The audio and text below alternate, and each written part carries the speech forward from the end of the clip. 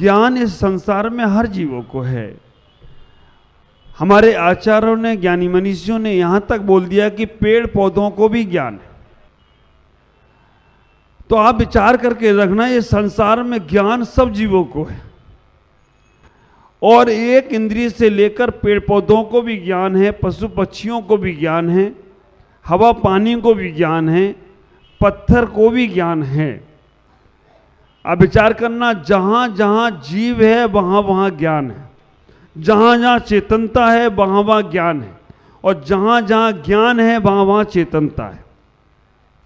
ऐसा जैनागम कहने का प्रयास करता है। लेकिन उस ज्ञान का सदुपयोग और ज्ञान का सम्यकपना कब आता है? जो जीव पंचेंद्रिय की पर्याय को प्राप्त होता है। एक इंद्रिय, दो इंद्रिय, तीन इंद्रिय, चार इंद्रिय, पांच इंद्रिय, ये जीव पांच इंद्रियों की संज्ञा है। एक इंद्रिय के पांच भेद किए गए, पृथ्वी, जल, अग्नि, वायु और वनस्पति। ये पांचों एक इंद्रिय जीव हैं, इनके अंदर मति और श्रुत ज्ञान है। आप विचार करके रखना, इनके अंदर भी ज्ञान है, मति और श्रुत ज्ञान, कुमति और कुश्रुत ज्ञान। दो इंद्रिय सुड़ी आती होती है, शंख होता है, वो दो इंद्रिय जीव होता है, उसके अंदर भी ज्ञान है, मति और श्रुत ज्ञान। तीन इंद्रिय चींटी होती है, जिनके स्पर्श, रसना और ग्रहण तीन इंद्रियां हैं, उनको भी ज्ञान है। चार इंद्रिय जो मच्छर मक्खी जो उड़ते हैं, ये सब चार इंद्रिय जीव हैं, इनके अंदर भी प्राण हैं और इनके अंदर भी चार इंद्रियां हैं। पांच इंद्रिय जीव होते हैं, जो स्पर्श इंद्रिय, रसना इंद्रिय, ग्रहण इंद्रिय, चक्षु इंद्रिय और कर्ण इंद्रिय। ये पांचों इंद्रियां जिनको होती हैं उनको पांच इंद्रिय जीव बोलते हैं। और जिनको मन नहीं होता है, वो तिर्यंच गति में होते हैं, उनको भी कुमति और कुश्रुत ज्ञान होता है।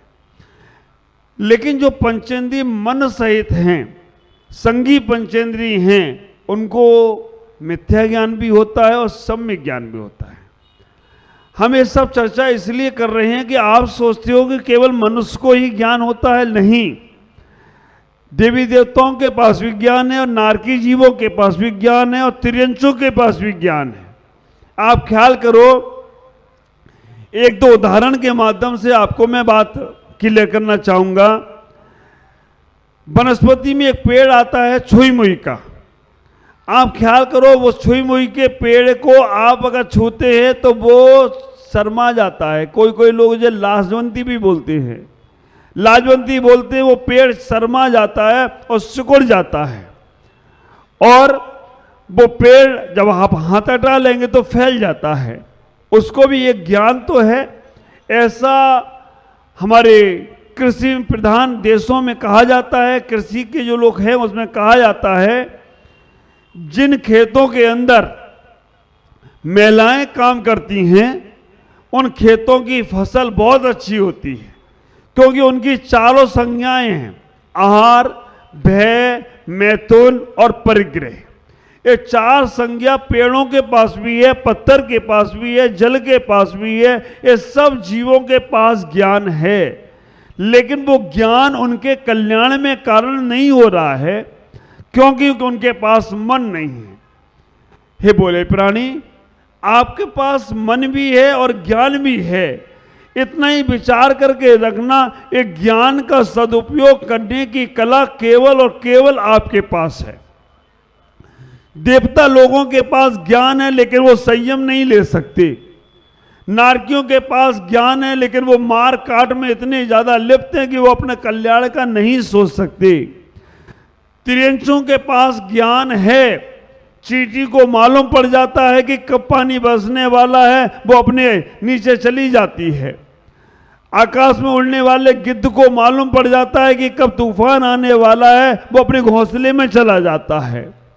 आप विचार करके रखना, आज आईजी और डीआईजी के पोस्ट पर हमारे पुलिस के जवान, प्रशासन तो रहता है, लेकिन आजकल आईजी डीआईजी की पोस्ट पर डॉगियों को रखा जाता है। जो काम इंसान नहीं कर पाते हैं वो काम डॉग कर लेता है, कुत्ता कर लेता है। कुत्ता को आप विचार करके रखना, एक बार एक सभा में कुत्ता आ गया, संत ने कहा आओ डीआईजी साहब। अब डीआईजी साहब आए हैं, डीओजी साहब आए हैं तो बुलाना पड़ेगा। उन कुत्तों के पास भी ज्ञान होता है और बहुत अच्छा ज्ञान होता है। अगर वो तुम्हारा कोई कपड़ा सूंघ ले और तुम कहीं भी चले जाओ वो तुम्हें ढूंढ लेते हैं। तो ज्ञान से ये धरती अछूती नहीं है, ज्ञान सबके पास है, लेकिन ज्ञान का सदुपयोग कैसे किया जाए ये कला केवल मनुष्य को मालूम है। और आप विचार करना, अपने इस ज्ञान की कला को आपने नहीं निखारा। और अभी हम लोग प्रवचन सार करके ग्रंथ पढ़ रहे हैं। प्रवचन सार ग्रंथ में स्पष्ट लिखा है कि ये ज्ञान ही है जो आदमी को सुखी कर देता है, और ज्ञान ही है जो आदमी को दुखी भी कर देता है। एक क्षण में आदमी को ज्ञान होता है तो सुखी हो जाता है, और एक क्षण में आदमी को ज्ञान होता है तो दुखी हो जाता है। ये धारणा हमारी और तुम्हारी थी और है, लेकिन हमारे आचार्य कुंद स्वामी कहते हैं यह धारणा बिल्कुल गलत है। कुंद आचार्य प्रवचन सार की गाथाओं में कहते हैं कि ज्ञान दुख में कारण है, ज्ञान सुख में कारण है। ये बात बिल्कुल गलत है। आप कहोगे महाराज फिर नहीं, आचार्य कहते हैं कि ज्ञान के साथ तुम्हारा मोह जुड़ता है, ज्ञान के साथ तुम्हारा राग द्वेष जुड़ता है, तब वो दुख में कारण होता है, तब वो तुम्हारे कर्म बंधन में कारण होता है। आप ख्याल करके रखना, आपको ज्ञान हो और उसका आपको कोई आपका राग द्वेष नहीं है तो आपको कोई दुख नहीं होगा। एक ट्रेन का एक्सीडेंट हो, आपको ज्ञान हो जाता है कि ट्रेन का एक्सीडेंट हुआ, लेकिन उनसे किसी से आपका राग द्वेष नहीं है तो आपने सुना, बस कभी दुखी हुए नहीं। और ये मालूम पड़ जाए कि उस ट्रेन में अपना व्यक्ति आ रहा था, उसका दुख, उसका एक्सीडेंट हो गया, एक क्षण में रोने लगोगे, एक क्षण में दुखी हो जाओगे, क्योंकि उससे तुम्हारा राग भाव था। ज्ञान आदमी को नहीं बांधता है। आप विचार करके रखना, राग और द्वेष आदमी को बांधता है। जब तक तुम्हें सामान्य सा ज्ञान है आप दुखी नहीं होगे, लेकिन जैसे ही ज्ञान के साथ राग और द्वेष और मोह की परिणति जुड़ेगी। अब मैं तो कहूंगा मेरे गुरुदेव आचार्य भगवान पुष्पदंत सागर जी महाराज हमेशा कहते हैं राग और द्वेष, ये राग और द्वेष ज्यादा बंधन में कारण नहीं है। कोई वस्तु अच्छी लगती है तो राग होता है, और कोई वस्तु अच्छी नहीं लगती है तो द्वेष होता है। लेकिन राग और द्वेष के बाद जो मोह की परिणति होती है, अब विचार करना महेंद्र भाई, मोह की परिणति सबसे ज्यादा खतरनाक है। अगर मोह आपका है तो जिनसे राग होगा उनके प्रति आपका ममत्व भाव जागृत होगा, और जो ममत्व भाव है वही दुख में कारण है, वही बंधन में कारण है। आप ख्याल करो, हमें अपने जीवन में इतना ही विचार करके रखना है। हमें राग ज्ञान करना कोई बुरी बात नहीं है, नॉलेज लेना कोई बुरी बात नहीं है, लेकिन उसमें जो तुम राग द्वेष करते हो या मोह करते हो या आसक्ति करते हो या ईर्षा भाव रखते हो, ये करना बंद करो। अगर आपने ये करना बंद नहीं किया तो आपके पास जानकारी तो होगी, लेकिन कर्म बंद भी होता चला जाएगा। और अगर आपने ये सब चीजें बंद कर दी तो विचार करना, जानकारी कोई बुरी नहीं है, जानकारी तो सबकी लेना चाहिए, लेकिन हमें राग द्वेष से बचना चाहिए। 5 प्रकार के ज्ञान हमारे जिनागम में कहे हैं। कल तीर्थंकर आदिनाथ को, कल तीर्थंकर पारस कुमार को, पारस महामुनि पारसनाथ को यहां केवल्य की प्राप्ति हुई। ख्याल करना, केवल ज्ञान होने के बाद भी बोले नहीं, अपने जीवन में बोले नहीं, और केवल ज्ञान की व्यवस्था जैसी ही उन्हें केवल ज्ञान हुआ, आपने सोचते देखा होगा समोसरण 500 धनुष ऊपर, एक धनुष 4 हाथ का होता है।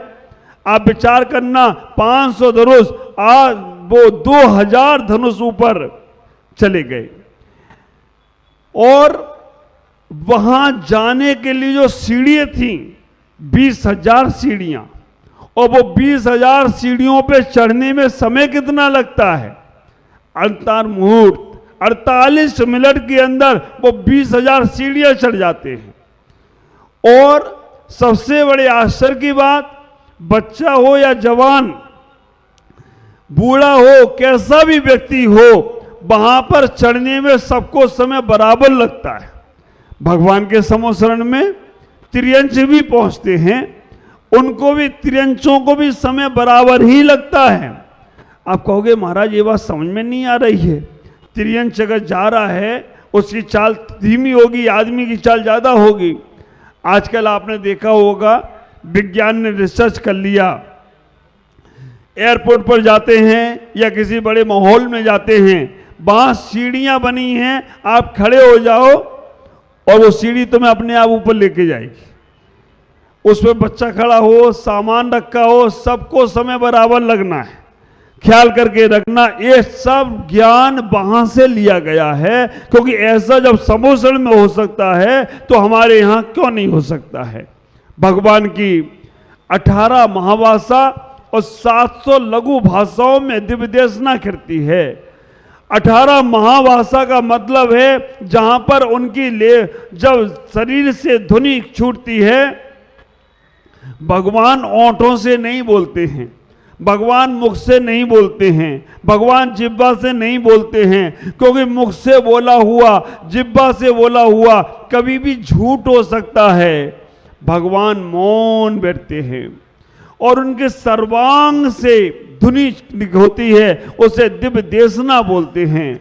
विचार करना, जैसे जैसे भगवान को कैवल्य की प्राप्ति होती है, सर्वांग से जैसे घंटे को बजाते हैं, घंटे में से सर्वांग से आवाज निकलती है,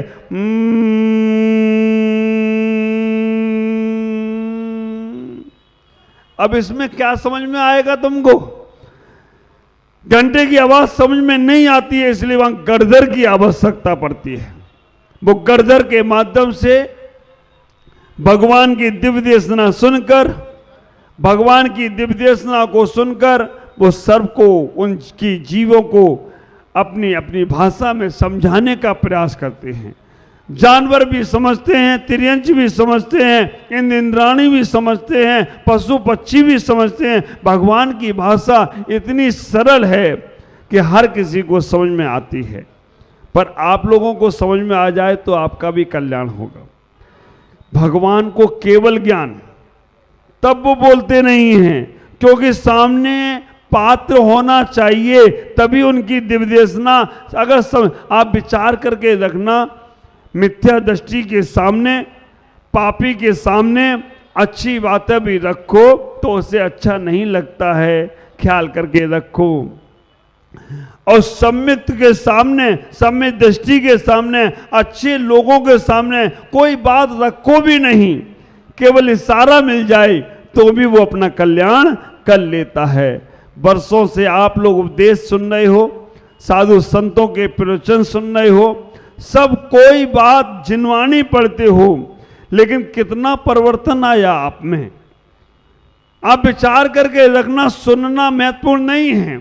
मेरे गुरुदेव आचार्य भगवान पुष्पदंत सागर जी महाराज एक बहुत प्यारी बात कहते हैं, कितना चले ये महत्वपूर्ण नहीं है, मंजिल पर पहुंचे कि नहीं पहुंचे ये महत्वपूर्ण है।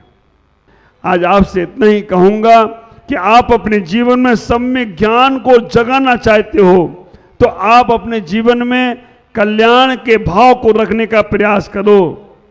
जीवन में जो तुम्हारा ज्ञान है ना, उस ज्ञान को सम्यक बनाना है तो आप विचार करके रखना, अपने आप को समझने का प्रयास करो। दुनिया को नहीं समझ सकते, गिरगिट को भी रंग बदलने में समय लगता है, लेकिन आदमी का चेहरा इतना बदल गया है कि वो ओरिजिनल चेहरा ही भूल गया है। पत्नी के सामने जाता तो चेहरा अलग, पति के सामने चेहरा अलग, दोस्त के सामने जाए तो चेहरा अलग, दुश्मन के सामने जाए तो चेहरा अलग। और हम तो आश्चर्य लगता है, पूजा कर रहे हैं, कैमरा सामने आ जाए तो पूजा का चेहरा अलग। हाँ, पूजा चल रही है, कैमरा वाला आ जाए बस हमें लगता है कि कैमरे वाले की पूजा बहुत भक्ति में होती है, भगवान की पूजा कम भक्ति में होती है। तुम्हें भी मालूम है कि भगवान को पूजा दिखाने से फायदा क्या है? भगवान तो देखने वाले नहीं, कैमरा में दिखा देंगे भक्ति भाव तो वो बाद में भी काम में आएगा। विचार करो, 20 सेकंड की मुस्कुराहट तुम्हारी चित्र को अच्छा कर देती है, और अगर तुम जीवन भर मुस्कुराओ तो चारित्र कितना अच्छा हो जाए तो कोई आश्चर्य की बात नहीं है। जैसे तुम्हें ये ज्ञान है, कैमरा पास में आया, अब हमें थोड़ा मुस्कुराना है, और कैमरे वाला भी कहता है प्लीज स्माइल। हाँ, हमें तो कभी कभी मोबाइल वालों पे बड़ा आश्चर्य आता है, हाथों में तेरे मोबाइल, चेहरे पे नहीं है स्माइल। आप विचार करके रखना, हाथों में तेरे मोबाइल, चेहरे पे नहीं है स्माइल। और आप विचार करो, अजब के तेरे नखरे, अजब की तेरी स्टाइल, बात करने की तमीज नहीं, हाथों में तेरे मोबाइल, कैसे काम चलेगा?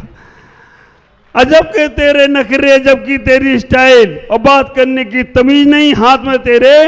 आजकल इतने झूठे लोग, पहले तो ढूंढना पड़ रहा था एक आध झूठा मिले, लेकिन आजकल झूठों की दुनिया अलग ही है, क्योंकि रहते कहीं हैं और पता कहीं और का बताते। एक आदमी मेरे कमरे में बैठा, उसको फोन आया, राजेश भाई, उसके बाद फोन आया कि आप कहाँ हो?